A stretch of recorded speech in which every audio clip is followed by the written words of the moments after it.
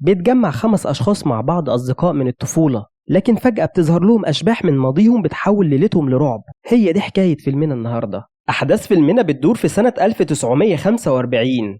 بيبتدي الفيلم بمارلا وجوزها بوب وهم نازلين من العربية، وبيكونوا معزومين في بيت صديقهم كلايف، وبيقابلوا أرش صديقهم وبيسلموا عليه، وبيطلع ليهم كلايف وبيستقبلهم لبيته وبيشوفوا هناك بول. وبنعرف إن كلهم ما عدا بوب جوز مارلا كانوا مشتركين في حرب أمريكا ضد ألمانيا، وبيتكلموا مع بعض عن أيام الحرب، وبيكونوا مبسوطين علشان ما شافوش بعض من زمان. وبيغير كلايف الموضوع وبيبدأ يتكلم معاهم بخصوص الناس اللي بتموت وبتفضل أرواحهم موجودة، وبيقول إن في ناس ماتوا وأرواحهم كانت بترسل رسائل لقرايبهم اللي عايشين، لكنهم بيقولوا له إن هما مش مؤمنين بالكلام ده وإن مفيش حاجة اسمها أرواح أصلا. وبنعرف إن كلايف كان متجوز واحدة اسمها سوزي لكنها ماتت من فترة، وكلايف بيكون زعلان عليها جدا. وبيقعدوا على السفرة كلهم، وكلايف بيقول لهم إن هو مجمعهم هنا علشان يتكلموا مع سوزي، فبيقولوا له إن سوزي ماتت ومستحيل إنها ترجع تاني، فبينفي كلامهم وبيقول لهم إن هو سمع عن طريقة ممكن توصلهم لأرواح الناس الميتين. فبيقوم من على الكرسي وبيروح يطفي نور الأوضة وبيجيب سلسلة وبيجيب المنديل اللي فيه دم سوزي،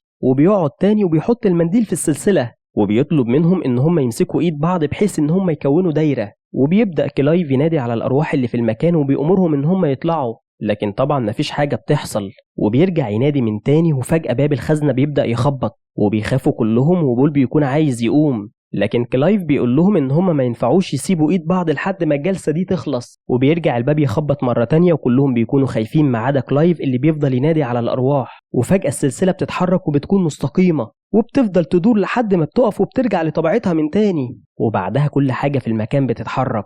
وبيكونوا عايزين يقوموا لكن كلايف بيحذرهم، وبيبدأ كلايف يطلب من الأرواح إنها تجيب له روح سوزي حبيبته علشان يكلمها، وبيقول لهم إن المنديل ده بتاعها وإنها قطعت إيديها الاتنين في عيد الشكر. وبعدها بيحس كلايف بوجع في بطنه وبيرجع حاجة غريبة، وفي نفس الوقت ده الموسيقى بتشتغل من نفسها، وبيبدأوا كلهم يسمعوا صوت سوزي وبيكونوا في منتهى الرعب إلا كلايف اللي كان سعيد إن حبيبته بتتكلم معاه. وفجأة في إيد بتطلع من السفرة واللي المفروض إنها تكون إيد سوزي، فكلايف بيسأل الإيد عن أخبارها وبيكون موجه كلامه لسوزي، لكن الإيد ما بتردش عليه. فبيتهور كلايف وبيشيل إيديه من بول ومارلا وبيكسر الدايرة اللي كانوا عاملينها، وكل ده علشان يلمس إيد سوزي، لكن الإيد بتختفي والموسيقى كمان بتقف والوضع بيرجع طبيعي. فأرش بيقوم من على السفرة وبيقول لهم إن هم لازم يمشوا. فبول بيتكلم مع مارلا وبيقول لها إن هو يعرف سوزي من 18 سنة وإن هو متأكد إن الصوت اللي سمعه ده صوتها. وكلايف بيكون حزين علشان معرفش يتكلم مع سوزي، وبيكون ندمان أكتر إن هو كسر الدايرة وكان السبب في إن روح سوزي تختفي. فبيقوم كلايف يعمل حاجة ما كانش حد من أصدقائه يتوقعها، وبيطلع مسدس من الدرج وبيرفعه على بقه وبيضرب النار على نفسه، فالطلقة بتخرج من راسه وبيموت على طول. وبيكونوا كلهم مصدومين من انتحار كلايف، وبوب من خوفه بيقوم علشان يفتح الباب ويخرج، لكن الباب بيكون مقفول، وبينادي على بول علشان يديله المفتاح، لكن بيقطع كلامهم باب الخزنة وهو بيتكسر وبيطلع منه بنت وبتكون مربوطة بالحبل، وبتفك الحبل عن نفسها وبتبص على كلايف وبتلاقيه سايح في دمه، وبتكلمهم باللغة الإنجليزية وبتقول لهم إن هي لازم تخرج من هنا بسرعة. وبتروح تاخد المفتاح من بول وبتروح علشان تفتح الباب، لكن كلامها بيتغير وبتتكلم باللغة الألمانية، فبول بيتضايق منها وبيرفع عليها المسدس، وبترجع الموسيقى تشتغل من نفسها، لكن بول ما بيكونش مهتم وبيبدأ يستجوبها. وأول حاجة بيسألها عن اسمها، فبتقول له إن اسمها بومان، ولما بيسألها إذا كانت ألمانية ولا أمريكية بتقول له إن مفيش فرق ما بين أمريكي وألماني دلوقتي لأن الحرب انتهت ما بينهم. ولما بيسألها هي جت أمريكا إمتى بتقول له إن هي جت سنة 1931 وإنها بتشتغل مع أبو جوزها في محل البقالة بتاعته اللي في المنطقة، وبتقول له كمان إن بيتها قريب جدا من البيت ده وعايشة في البيت ده هي وجوزها وبناتها الاتنين. فبيسألها بول هي دخلت إزاي الخزنة دي، فبتقول له إنها لما قفلت المحل امبارح وهي بتمشي لاحظت إن كلايف بيعيط، وبعد ما راحت له وسألته عن سبب حزنه قال لها إن السبب إن مراته ماتت وبيطلب منها إن هي تشرب معاه، وإنها وافقت تشرب معاه، وبعد كده صحيت ولقت نفسها في الخزنة وإيديها مربوطة. ولما بيسألها إذا كانت تعرف سوزي ولا لأ بتقول له إن سوزي كانت بتكرهها وكانت بتعامل ولادها بطريقة مش كويسة. فمارلا بتتكلم وبتقول لهم إن سوزي فعلا اتصلت عليها علشان تستجوب واحدة واللي هي بومان دلوقتي، لكن بومان ما بتوافقش وبتقول لها إن الحرب خلصت وما بقاش ينفع تستجوب أي حد لأنها مش في الجيش أصلا. فجوزها بيكون مستغرب لأنها ما حكتش ليه عن الموضوع ده قبل كده. فمارلا بتطلب من بول إن هو ينزل مسدسه من على البنت، فبينزل بول المسدس وبيديه القرش وبيروح علشان يشرب. فبتروح له مارلا وبتطلب منه إن هو يتصل بالشرطة، لكن بول بيرفض لأنه بيكون شاكك إنه بومان ليها علاقة باللي بيحصل. وإنهم لو اتصلوا بالشرطة الشرطة هتفرج عن بومان.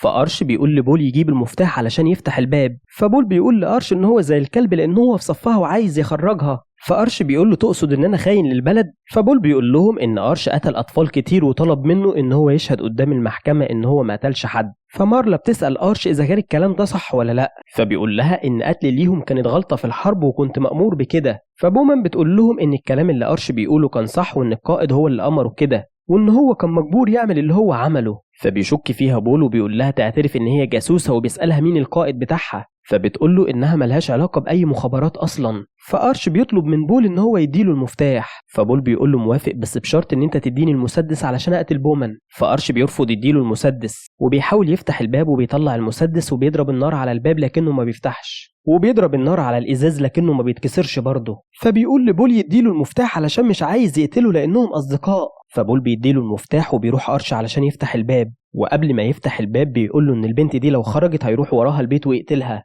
فمارلا بتقول لهم إنها هتعرف إذا كانت بومان جاسوسة ولا لأ، فبتطلب منهم مارلا يقفوا بعيد وبتقعد هي وبومان. فبتطلع الإبرة من شعرها وبتحطه في الصباع السبابة بتاع بومان، وبعدين بتسألها عن اسمها الحقيقي فبتقول لها إن بومان اسمها الحقيقي. ولما بتسألها عن سبب كره سوزي ليها بومان بتقول لها إن سوزي كانت مريضة وكانت مهووسة بالحرب العالمية التانية وإنها كانت بتكرهها علشان أصلها. وفجأة مارلا بتدخل الإبرة في صباع بومان وبومان بتصرخ، فمارلا بتسألها إذا كانت جاسوسة ولا لأ، فبومان بتحلف لها إنها مش جاسوسة وبتكون بتعيط من كتر الألم، وبتعيد عليها نفس السؤال لكن بومان بتقول إنها مش جاسوسة برضه. فمارلا بتخرج الإبرة من صباع بومان وبتعتذر لها عن اللي عملته، فبتروح لبول وبتقول له يفتح الباب لأن بومان مش جاسوسة. فبول بيطلع المفتاح وأول ما بيدخله في الباب بيختفي وكأنه مش موجود. وفجأة بيتكلم كلايف وهو ميت وبيأمرهم إن هم يقتلوا بومان، فكلهم بيكونوا مرعوبين من اللي بيحصل وبيحاولوا كلهم يخرجوا لكن ما بيعرفوش. فبيتجرأ بول وبيروح لكلايف، فكلايف بيقول له إن هم لازم يقتلوا بومان لأنها جاسوسة، وبعد كده كلايف بيسكت وبيموت.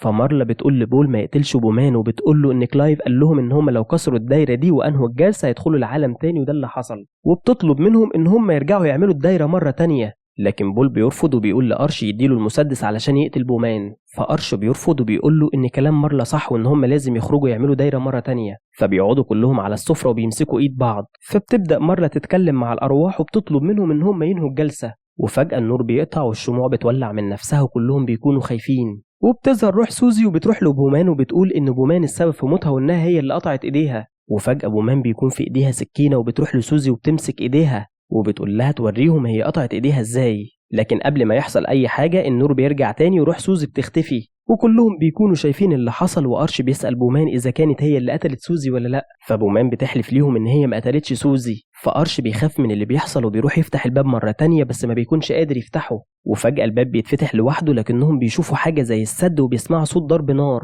فبوب بيقول له يقفل الباب بسرعة فأرش بيقفله، وبيروح بول لبومان وبيقول لها إن هي السبب في اللي هم فيه وبيبدأ يخنقها. فبوب بيشوف اللي بيحصل فبياخد المسدس من جيب أرش وبيرفعه على بول. وفجأة كلايف بيرجع يصحى وبيتكلم وبيقول لهم إن هم لازم يقتلوا بومان وبيفضل يخبط راسه في السفرة. فبول بيمد إيديه علشان ياخد المسدس من بوب لكن بوب بيضرب النار على إيديه فصوابعه بتطير، وبيقول له إن هو هيقتل بومان وبيمد إيديه التانية لكن بوب بيضربه بطلقة في راسه. فبومان بتشكره إن هو أنقذها، فبيرجع بوب يرفع السلاح على بومان وبيضربها طلقة في راسها فبتقع على الأرض وبتموت. المنظر بيكون مرعب جدا وفجأة الباب بيتفتح وبيطلعوا وكل حاجة بتكون رجعت لطبيعتها، فبيخرجوا كلهم من البيت. فأرش بيقول لمارلا وبوب إن هم يحضروا للمحكمة بكرة علشان هو هيروح يعترف بقتله للأطفال، وبيودعهم وبيمشي. وبعدين مارلا وبوب بيركبوا العربية وبتفضل مارلا مركزة مع البيت اللي اتقتل فيه بومان وكلايف وبتكون في منتهى الحزن. وبكده بيكون خلص فيلمنا النهاردة وبيعلمنا إن أي جريمة أنت هترتكبها هتتردلك في حياة عينك. وبكده بيكون خلص ملخصنا النهارده. ما تنسوش اللايك والشير وتفعلوا زر الجرس وسيبوا لنا رأيكم في الكومنتات وقولوا لنا ايه الافلام اللي حابين نلخصها لكم.